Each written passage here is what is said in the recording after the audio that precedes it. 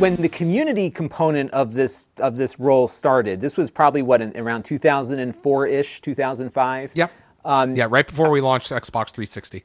Around that time was like when blogging became a thing, and everybody had to have a Yeah. blog, and there was this short period of time where these big corporations, including Microsoft, were starting to like let people in to see more than just kind of a sanitized message from the PR department.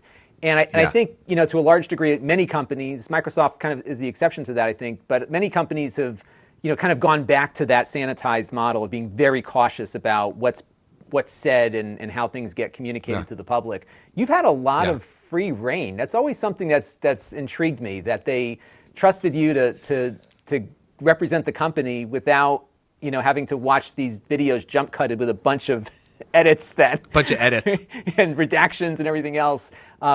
What's that been like? I mean, it was. I almost feel like you. Maybe correct me if I'm wrong, but it feels like you kind of created your own job there. Yeah, with that, you're absolutely right, Lon. And I'm convinced that if I were to try to do what I wanted to do today, what I'm doing, and if I were to try to go, it would be no, you can't do that. But because I've been doing it for so long, and I understand, I mean, I work on the engineering team, I work on the communications team. We're a very tight team. We understand how to tell stories.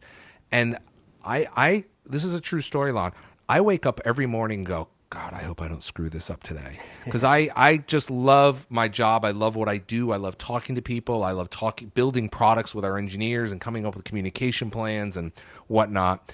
But it's heart-wrenching because it's difficult to do. I've described it as sometimes when you're, blogging or tweeting or, being out in the social space, it's like going into a mine. You're going to come out with your hands and feet blown off, or you're going to come out with piles of gold. You just don't know. Right. And, fortunately, I've only had my hands and feet blown off once or twice and come out with gold more times than not. Right. But it's been challenging. But, I mean, there was a time, it helps that in the early days of Xbox, we just didn't have...